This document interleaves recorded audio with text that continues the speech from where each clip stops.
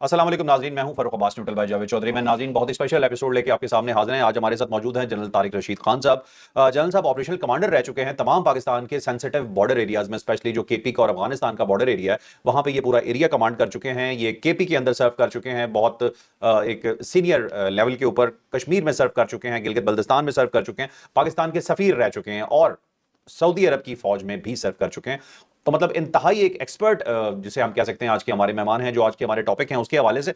तो आज जो मुख्तलिफ टॉपिक्स हम डिस्कस करने जा रहे हैं वो टॉपिक्स हैं जो आप सुनना चाहते हैं, स्पेशली कि जैसे आर्मी चीफ के हवाले से खबर आ रही है कि उनकी जो मुद्दत मुलाजमत है वो एक तरह से दूसरे टेन्योर में आ गई है और जो उनका ओहदा है वो तब्दील हो रहा है और जो आर्मी चीफ हैं अब वो बाकी फोर्सेस को भी कमांड करेंगे। तो इनके हवाले से पूछते हैं कि ये इस फैसले को वो कैसे देखते हैं और दूसरा उनसे ये कि इस फैसले की जरूरत क्यों पेश आई और इसका जो क्या कहते हैं ना इंप्लीकेशंस जो है वो पाकिस्तान के ऊपर क्या होने जा रही हैं, ये भी जानेंगे। हम ये भी जानेंगे कि जो भारत हरकतें कर रहा है इस वक्त, भारत किस तरह से हरकतें कर रहा है कि वो हमारा एक बॉर्डर गर्म कर रहा है, दूसरे बॉर्डर के ऊपर खुद बैठा है और ऐसे लग रहा है जैसे को विंडो का वेट कर रहा है कि इधर से कुछ हो और साथ ही वो कोई शरारत करने की कोशिश करे। तो इसमें किस हद तक सदाकत है और अब भारत क्या कर सकता है, ये भी उनसे जानेंगे। ये भी आज उनसे जानेंगे जो पाकिस्तान में दहशतगर्दी की लहर अचानक स्टार्ट हो गई है, इसके पीछे दर हकीकत है कौन, अफगानिस्तान में हमारा असल दुश्मन कौन है।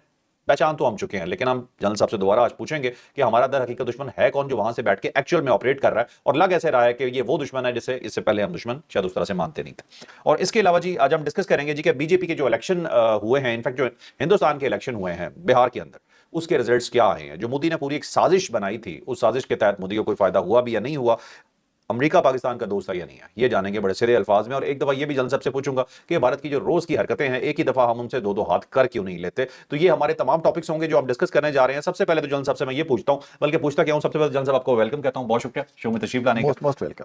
अच्छा जनरल साहब, ये जो अभी नया ओहदा क्रिएट हुआ है चीफ ऑफ डिफेंस फोर्सेस, ठीक है, और आर्मी चीफ जो है वो तमाम फोर्सेस को कमांड करेंगे, सबसे पहले तो ये बताइए कि इस ओहदे की जरूरत क्यों महसूस हुई।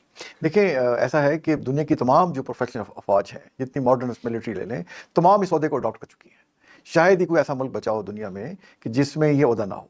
बाज़ ममालिक इसको सीडीएस कहते हैं, चीफ ऑफ डिफेंस स्टाफ, बाज़ कहते हैं चीफ ऑफ डिफेंस फोर्सेस। ठीक है। तो हमने स्पेशली ये देखे, इस पे बातचीत तो हम बड़े अरसे से कर रहे थे। मुझे याद है कि मैं जब ब्रिगेडियर भी था तो इस पे बातचीत होती थी कि ये हमें ओहदा अडॉप्ट करना चाहिए, बनाना चाहिए, क्योंकि अब जो है मल्टी डोमेन वॉरफेयर की बात होती है। वॉरफेयर जो है वो नेवी, एयरफोर्स और आर्मी से ज़्यादा निकल के आप देखें स्पेस में चली गई है, साइबर में चली गई है, इंफॉर्मेशन डोमिनेंस में चली गई है और फिर इसमें डिप्लोमेसी के मामला आ जाते हैं। तो इन सबको इंटीग्रेट करने के लिए कोई हेडक्वार्टर तो होना चाहिए। ठीक है। तो और मार के हक के बाद हमने देखा अलग तो हमारी सर्विस की बड़ी बड़ी अच्छी परफॉर्मेंस थी। एयरफोर्स ने, हमारे जानबाज और बहादुर पायलट्स ने हमेशा की तरह पाकिस्तान की लाज रखी और नाम रोशन किया। ठीक है। बट वो एयरफोर्स ने खुद ऑपरेशन वो लॉन्च किया और ऑफ कोर्स उससे पहले chief of army staff Asim Munir साहब की और दिन बाबर सिद्धू साहब की बातचीत हुई। ठीक है। और लेकिन ये पर्सनल लेवल पे थी, एक दूसरे के हेडक्वार्टर विजिट कर लिए। तो वो स्ट्रक्चर्ड वो नहीं था कि कैसे इनको कोऑर्डिनेट किया जाए इन चीज़ों को। और फिर उसमें साइबर कमांड का हमने रोल देखा। ठीक है। अच्छा, स्पेस भी किसी हद तक इस्तेमाल हुई, सैटेलाइट से बातचीत की, हमने बातचीतें सुनी और फिर हमने रॉकेट फोर्स क्रिएट कर दी। इंडिया को देखिए, उन्होंने साइबर कमांड क्रिएट की हुई है और वो लॉजिस्टिक कमांड क्रिएट की हुई है। अब वो थिएटर वॉरफेयर की बात करते हैं, हम थिएटर कमांड बना रहे हैं, नदरन theatre command, western theatre command. ठीक है। इसकी वो बातचीत करते हैं।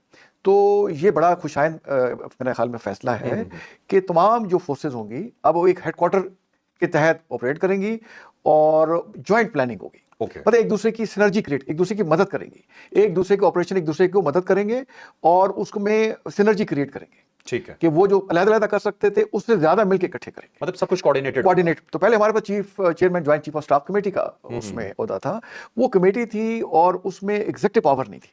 ठीक है। अब इसको स्ट्रक्चर कर दिया गया और जैसे मैंने आपसे कहा कि दुनिया में शायद ही कोई ऐसा मुल्क हो कि जहां पे ये ओहदा ना हो। तो इसकी बड़े वक्त की आम जरूरत थी। देखिए, इंडिया हमारा असली दुश्मन है, वो 5 साल पहले ये ओहदा क्रिएट कर चुका है। ओके।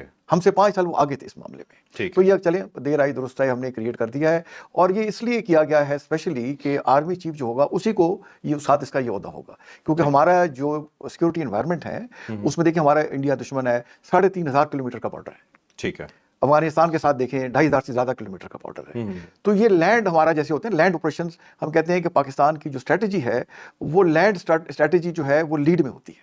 ठीक है। जो बात टेक्निकल टर्म्स करें ना कि आपकी डोमिनेंट स्ट्रेटजी कौन सी है, तो वो हमारी लैंड स्ट्रेटजी कहलाती है, ठीक है। और ये हर तमाम प्रोफेशनल्स को पता है। Okay. और उसको सपोर्ट करते हैं ऑपरेशंस जो है ना, एयरफोर्स सपोर्ट करती है, Okay. नेवी भी उसके मुताबिक ऑपरेशंस करती है। तो ये इस ओहदे के तहत अब तमाम जो ऑपरेशन प्लानिंग होगी वो जॉइंटली होगी। उसको जो CDF है, चीफ ऑफ डिफेंस फोर्सेस, वो कोऑर्डिनेट करेंगे।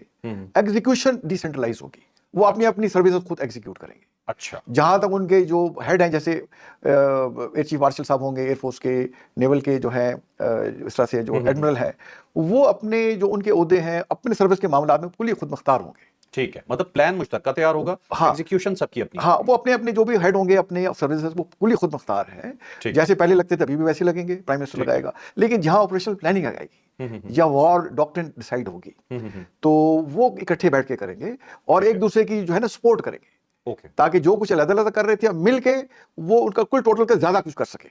ठीक। और ये प्लानिंग पीस टाइम में होती रहेगी, ताकि अगर वॉर हम पे मुसल्लत की जाती है तो हमारा रिस्पॉन्स पहले से तैयार हो। ठीक है, तो ये ये मकसद है। टेक्निकली हमें जरूरत थी इस ओहदे की, तमाम ताकि हर दुनिया चीज के आपस में हाँ जो है ना सिंक्रोनाइज हो सके। जी, और तमाम दुनिया के ममालिक उसको कर चुके हैं, शायद ही कोई मुल्क हो जिसने ना किया हो। अच्छा, बिल्कुल ठीक है, बिल्कुल चले।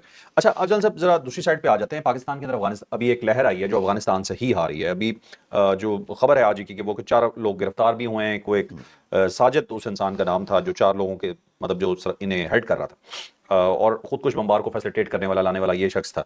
और अभी एक और भी हमारे पास खबर आई थी कि वहाँ पे कंधार में कोई 700 के करीब जो सुसाइड बॉम्बर्स हैं, जो खुदकुश बम्बार हैं, इन्हें वहाँ पे रखा गया, और जिसमें से कोई 120 को पाकिस्तान में भेजने की भी कोशिश हो रही है। और ये हैबतुल्लाह खुनज़ादा जो उनका सुप्रीम कमांडर है, ये वो सब कुछ कर रहा है। तो अफगानिस्तान की ये जो हरकतें हैं, इससे देख के क्या ये लगता है कि अभी भी TTP हमारी दुश्मन है? वो तो है ही है, हम जानते हैं, लेकिन ये तो TTA जो तहरीक तालिबान अफगानिस्तान है, ये तो डायरेक्टली अब वो हमारी दुश्मन हो चुकी है। इससे कैसे निपटना है आप? देखिए, अब तो ये एक ही सिक्के के 2 रुख बन गए हैं। आप TTP कह लें, TTA कह लें, ये एक ही है, एक ही चट्टे बट्टे एक दूसरे के। अब ये हमें खुल के सामने आया है। जब इनका नेक्सस अमीर खान मुत्तकी जब इंडिया गया है, 6 दिन बैठे रहे और तरह तरह के वहाँ से बयान दिए जो किसी तरह से भी किसी मुसलमान को सूट नहीं करते थे। यहाँ तक कि जी जम्मू एंड कश्मीर इंडिया का हिस्सा है, देखें हमें आप $2 बिलियन दें, हम काबुल रिबल पे बंद बनाते हैं। और उनके एडवाइजर एक्सपर्ट आज काबुल में आके बैठे हुए हैं और उनके एडवाइजरी पे चल रहे हैं बैठ के। ठीक है। और जब 4 दहाइयों तक हमने इनके साथ जो भाईचारा किया और इनको गले से लगाया, पूरे पाकिस्तान में आने जाने की छुट्टी दे दी। चलता मैंने एहसास तो है क्यों नहीं, वजह क्या? बस ये साथ देखें, मेरा ये पर्सनल ख्याल है फरख भाई, कि इनकी हिस्टोरिकली ये अफगानी जो है, वैसे तो हमारे मुसलमान भाई हैं, हमारे हमसाई भी हैं, तो लेकिन इन्होंने ये प्रूफ किया है कि या तो ताकत की ज़बान समझते हैं या पैसे की ज़बान समझते हैं। ठीक। आप देखें 20 सालों से ज़्यादा अमेरिका बैठा रहा अफगानिस्तान में, तो उस वक्त भी उनके खिलाफ जद्दोजहद कर रहे थे, कई इलाकों में इनका कंट्रोल था। ठीक है। बट अमेरिकन से पैसे लेके जब उनकी कॉन्वॉय आते थे छोड़ देते थे। अच्छा, उस वक्त भी ये कर रहे थे कि वैसे कंट्रोल किया, उनके खिलाफ लड़ भी रहे हैं, बट अगर कंधार से चीज ने पास होकर आगे कहीं जाना है तो वहां जो कमांडर लोकल था वो पैसे लेके छोड़ देता था। अच्छा, इसी तरह से सारी लॉजिस्टिक उनको सपोर्ट पहुंचती रही, आखिर तक आती रही, और पैसों के लिए बिक गए और वहां जाके वो कर रहे हैं। और ऐसे बेशर्म है कि अभी भी अमेरिका से एडें ले रहे हैं, अभी भी एड ले रहे हैं। अभी भी रिपोर्टेड है कि $40 मिलियन हर हफ्ते लेते हैं, और वो उनको दे रहे हैं कि वरना जी इनका तो स्टेट बैंक ही बैठ जाएगा। तो जहां से पैसे मिलते हैं वो ये करते हैं। देखें ना, पाकिस्तान जैसा साया मुल्क कि जो मतलब जो हमें भाई समझते थे, उनकी पीठ में छुरा घोंपा, और अब हम क्या कह रहे हैं, हम सिर्फ ये कह रहे हैं कि जी आप ये हमें एश्योरेंस दें